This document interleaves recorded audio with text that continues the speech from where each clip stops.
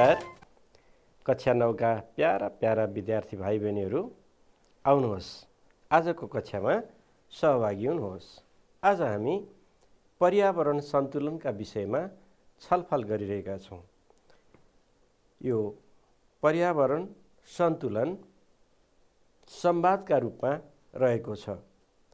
विद्यार्थी भाइ बहिनीहरूलाई थाहै छ संवाद भनेको के होला, सोच्नुहोस् त। हो, हामीले यसभन्दा अघिल्ला कक्षाहरूमा पनि संवादका विषयमा चर्चा छलफल गरिसकेका छौँ। संवादका विषयवस्तुहरू हामीले अध्ययन गरिसकेका छौँ। संवाद भनेको दुई वा सोभन्दा बढी पात्रहरूका बीचमा हुने छलफल, कुराकानी हो।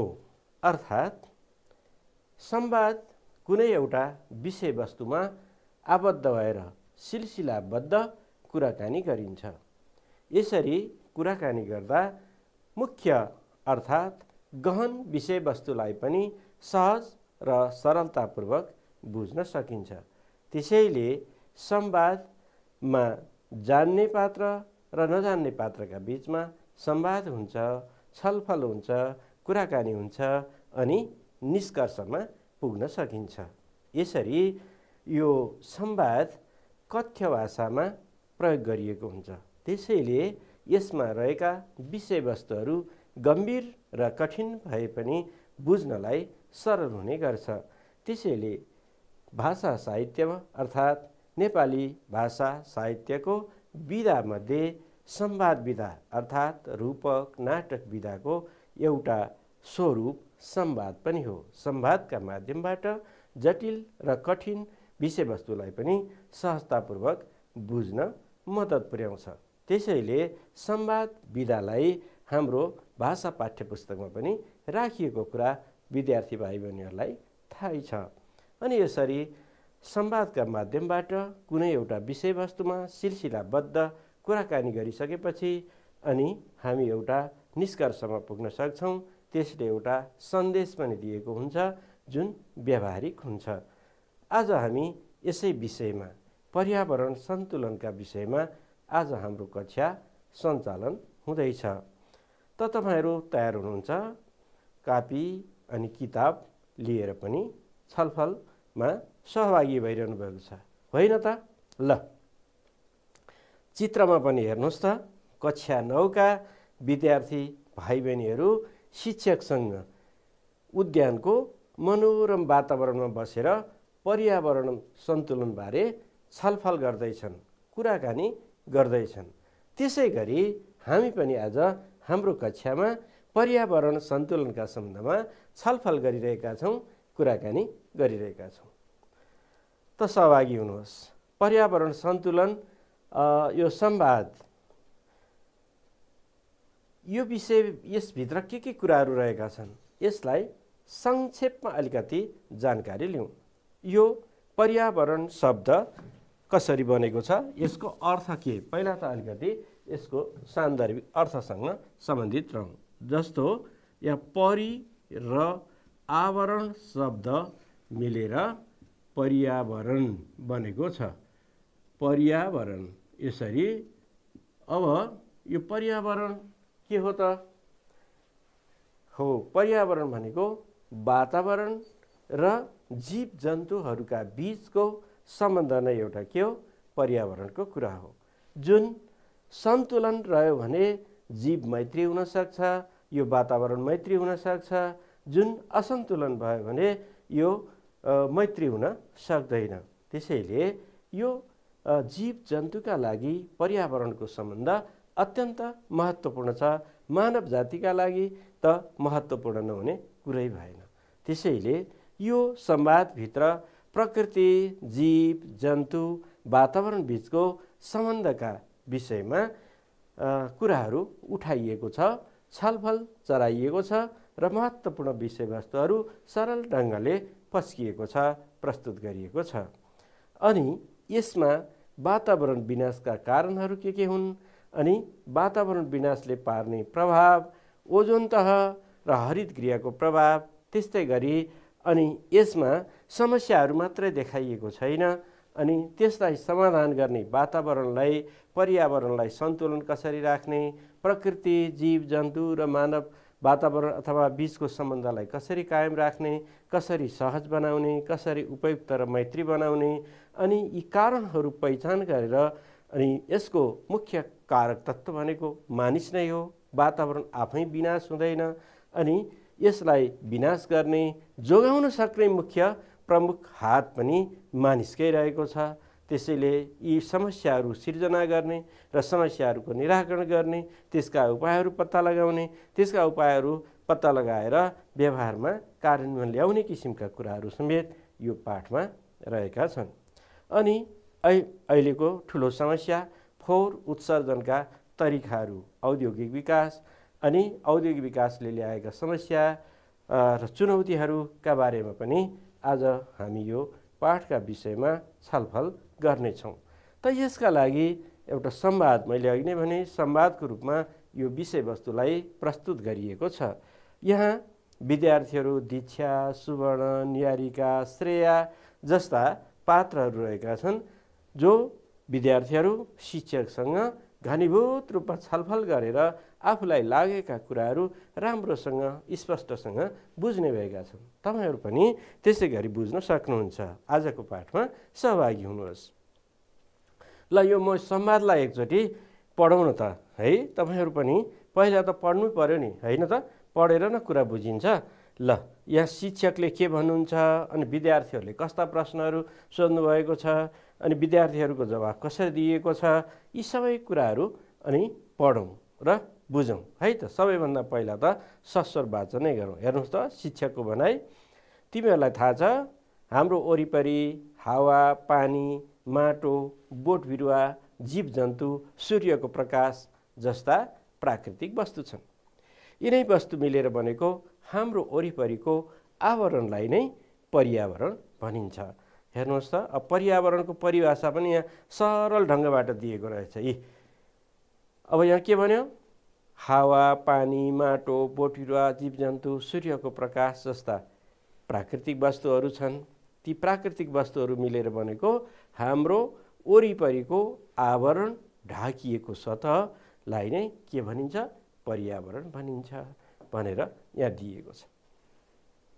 त्यस्तै गरी दीक्षाको प्रश्न छ, पर्यावरण र पारिस्थितिक प्रणाली उस्तै हुन् र गुरु? शिक्षकले खुसी जनाउँदै भन्नुहुन्छ, स्याबास, जिज्ञासा राखेका। पारिस्थितिक प्रणाली पर्यावरणसँग सम्बन्धित कुरा अवश्य हो, तर एउटै कुरा चाहिँ होइन। पर्यावरण भनेको हाम्रो जीवनलाई प्रभावित गर्ने भौतिक र जैविक परिवेश हो।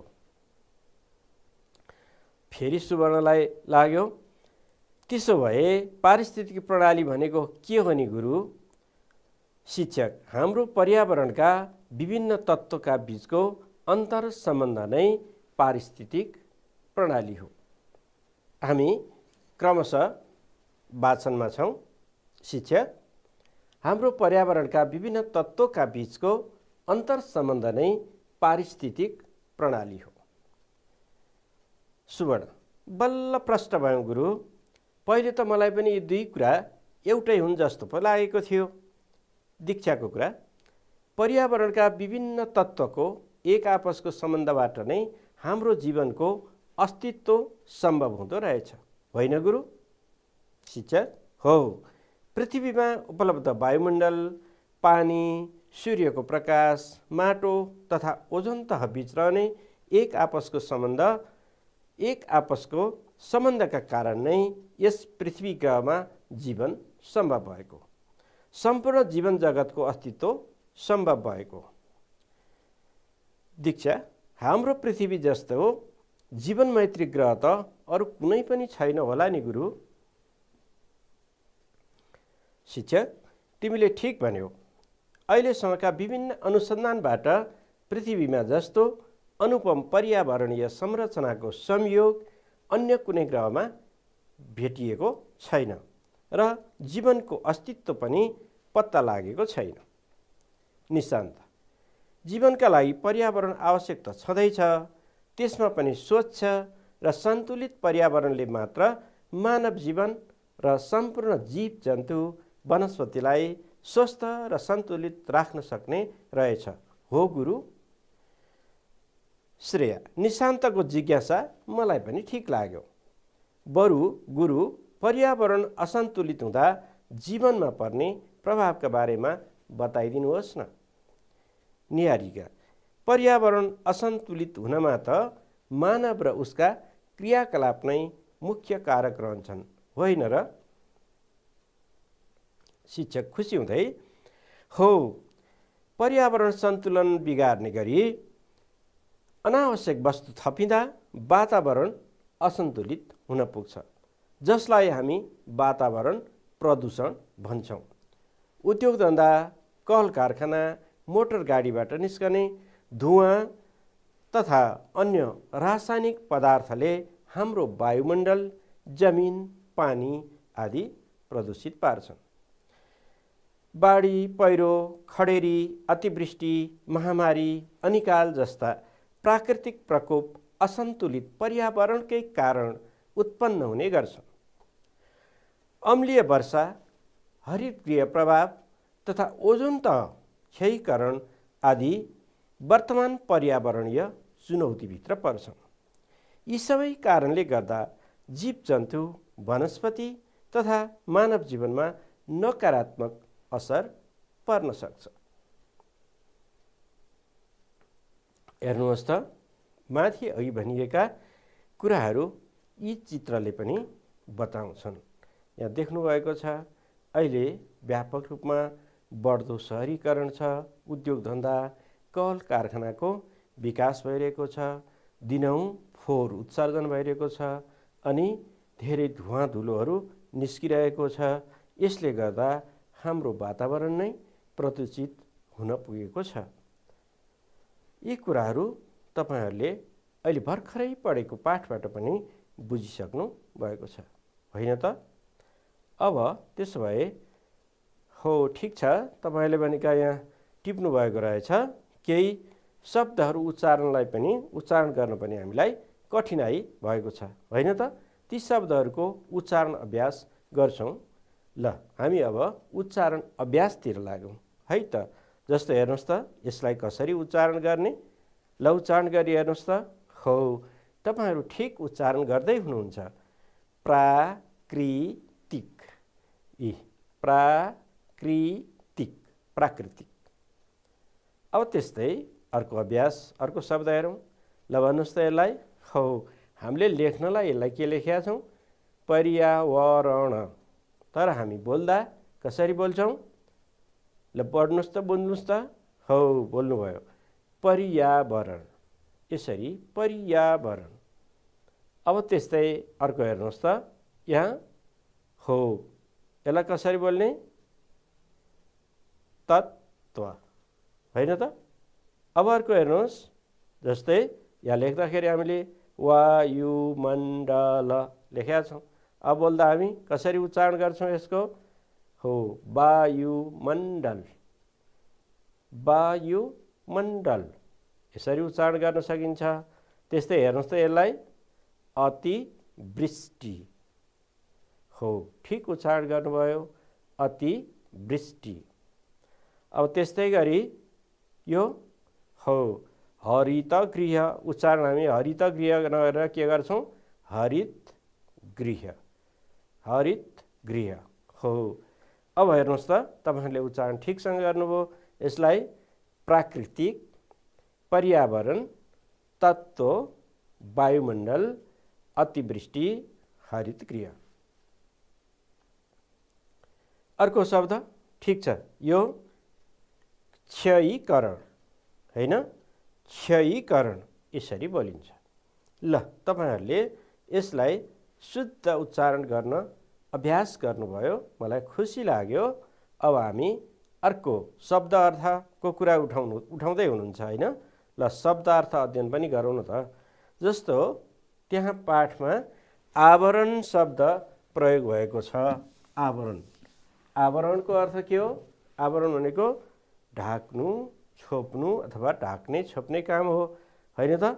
बाहिरबाट ढाकिएको वा छोप्ने प्रक्रिया के भनिन्छ? त्यसलाई आवरण। अर्को शब्द भन्नुहोस् त, हो पर्यावरण। पर्यावरण परि उपसर्ग थपिएर आवरण शब्दमा परि उपसर्ग थपिएर पर्यावरण बनेको छ। अब यसको अर्थ चाहिँ हो प्रकृति, जीव जन्तु आदिको परिस्थिति, वातावरण, त्यसलाई नै के भनिन्छ? पर्यावरण भनिन्छ। अर्को शब्द हो जीवन मैत्री। जीवन मैत्रीको अर्थ जीवहरूलाई बाँच्नका लागि उपयुक्त, होइन त? अब त्यस्तै अनुपम। अनुपम भनेको जसको अर्को उपमा नै दिन सकिँदैन, अर्थात् अतुलनीय भन्न खोजेको, त्यसको जोडा नभएको, बेजोड, त्यस्तै अर्को अर्थले अभिव्यक्त गर्न नसकिने कुरालाई के भनिन्छ?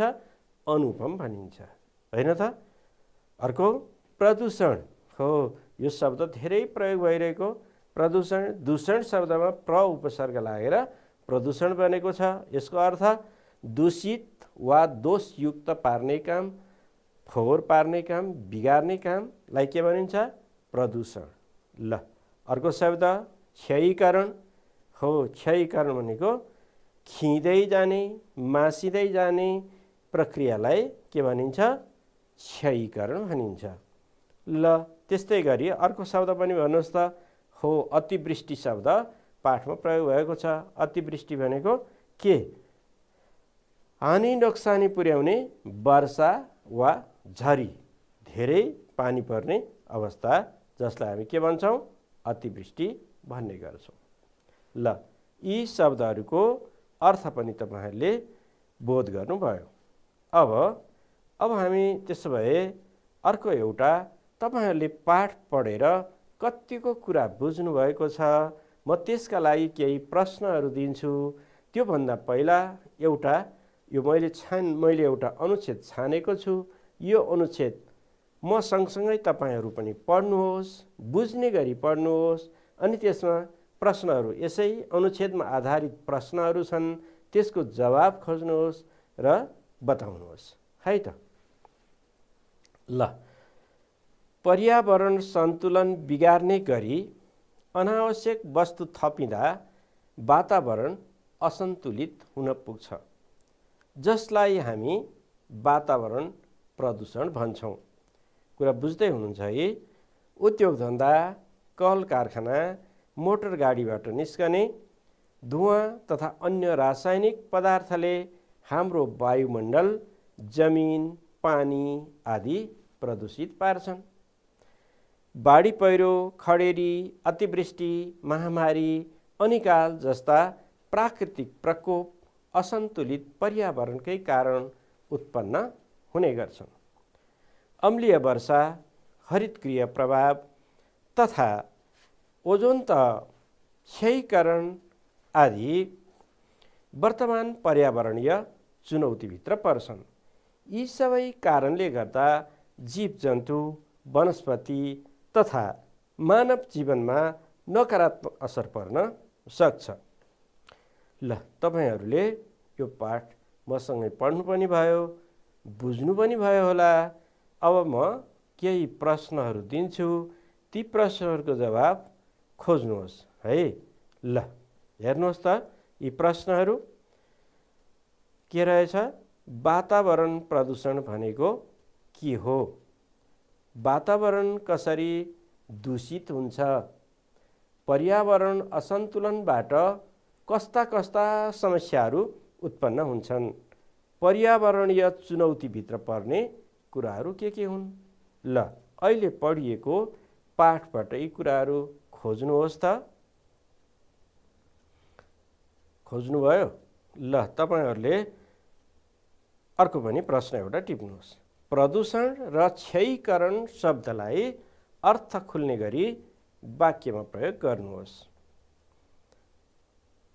वातावरण प्रदूषण भनेको के हो? ल, तपाईहरूले खोजेको जवाब, पहिचान गरेको कुरा ठिक छ। वातावरण प्रदूषण भनेको पर्यावरण असन्तुलन हुने गरी अनावश्यक वस्तु थपिँदा आउने वातावरण खजमजको अवस्थालाई वातावरण प्रदूषण भनिन्छ। हैन? अब वातावरण कसरी दूषित हुन्छ? हो, तपाईहरूले पनि जवाब खोजेर टिप्नु भएको छ, होइन त?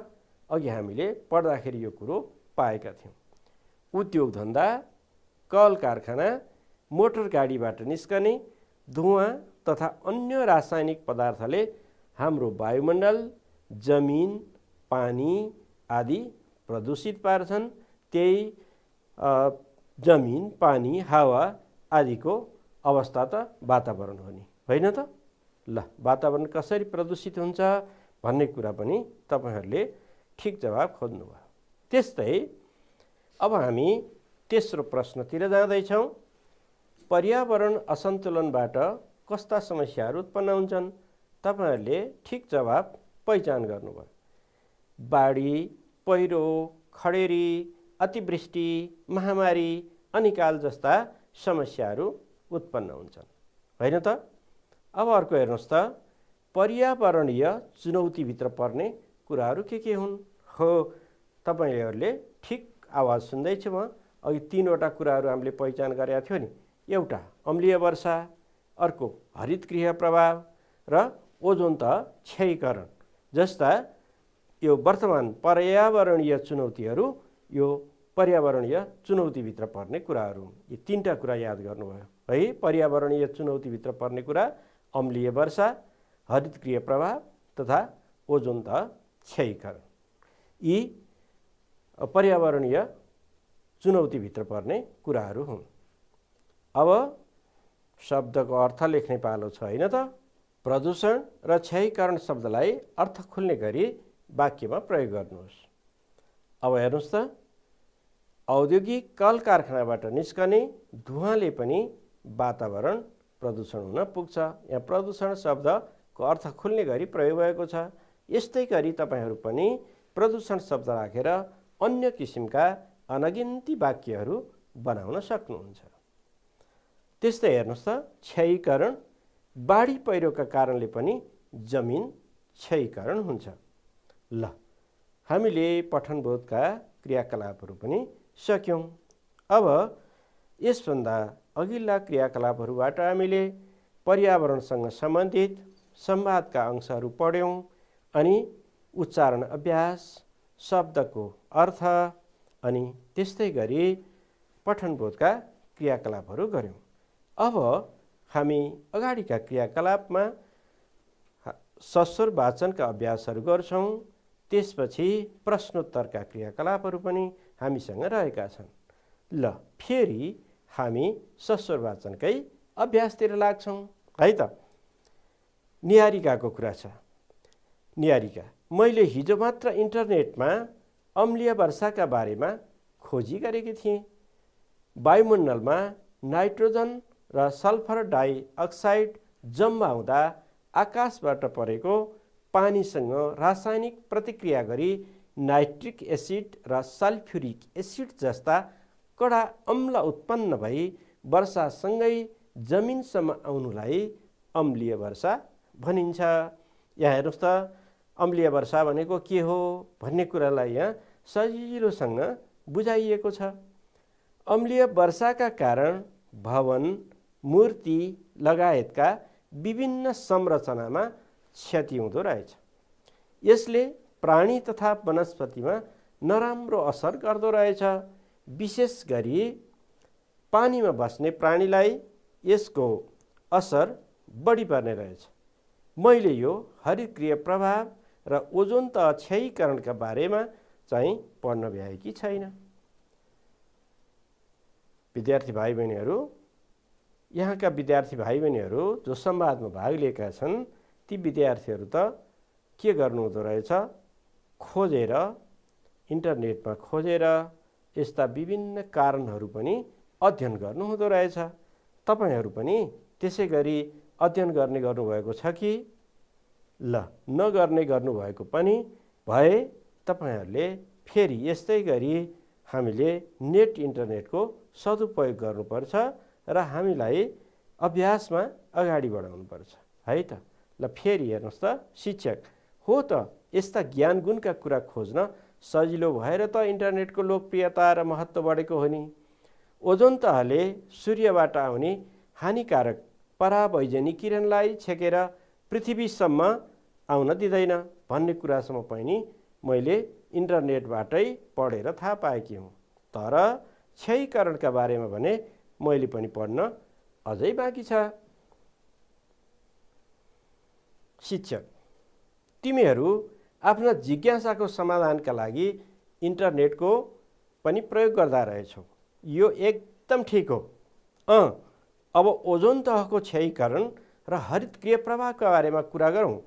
सुन है, हाम्रो वायुमण्डलमा भएको ओजोन तहको महत्त्वको बारेमा त श्रेयाले प्रश्न पारिसकिन्। ओजोन तह क्षयीकरण हुँदा परावैजनी किरण पृथ्वीसँग आई मानव, पशुपन्छी तथा वनस्पतिमा नराम्रो असर देखाउँछ।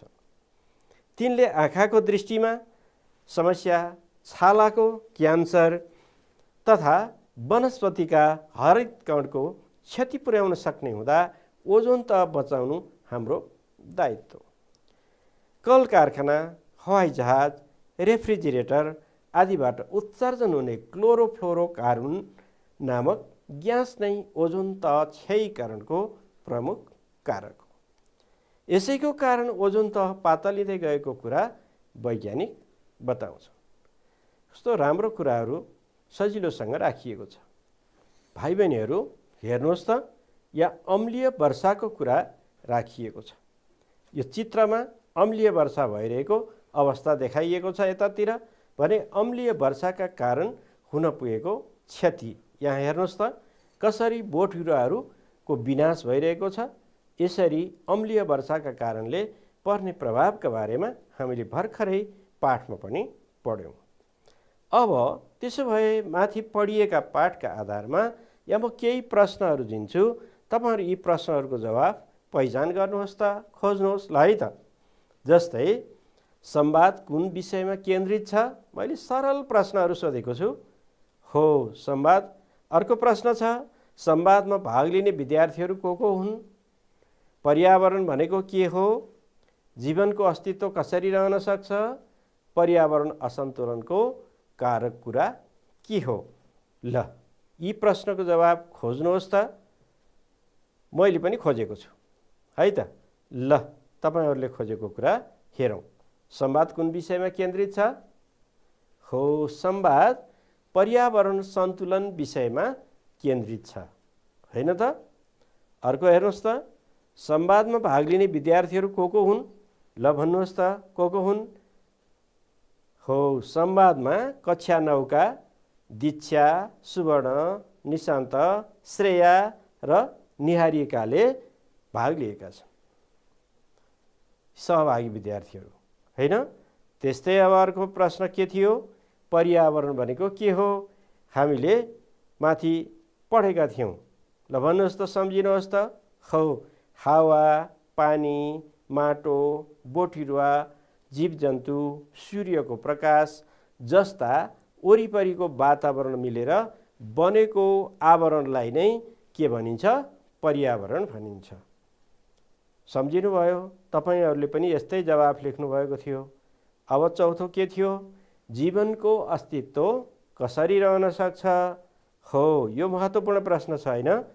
पृथ्वीमा उपलब्ध वायुमण्डल, हावा, पानी, सूर्यको प्रकाश, माटो तथा ओजोन तह बीच रहने सन्तुलित सम्बन्धका कारणले नै जीवनको अस्तित्व रहन सक्छ।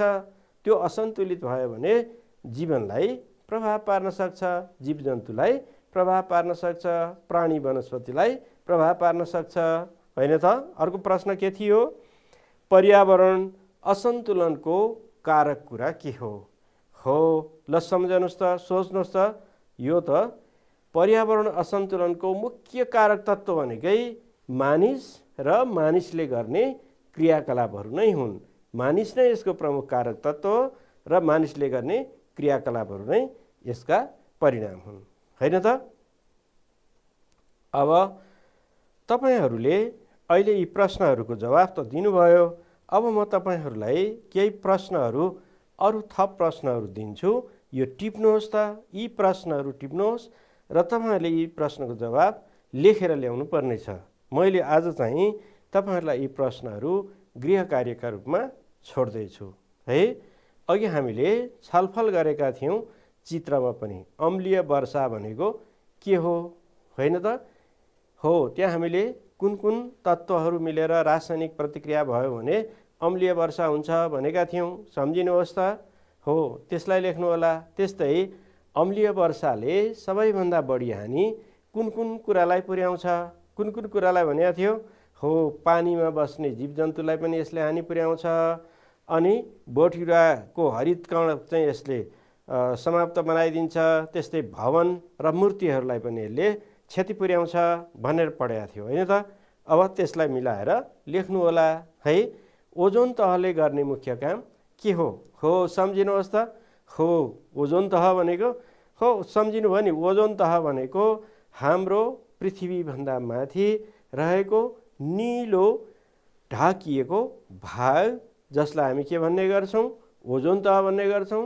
त्यो कमल जस्तो सूर्यको किरण जुन सिधा त्यहाँ पर्छ र त्यसबाट छानिएर आएका किरणहरू मात्रै यहाँ तल पृथ्वीमा पर्ने गर्छ, जसले गर्दा हानिकारक सूर्यको जुन परावैजनी किरण हो त्यो चाहिँ यहाँ आइपुग्न पाउँदैन। त्यसलाई रोक्नु नै यसको के हो?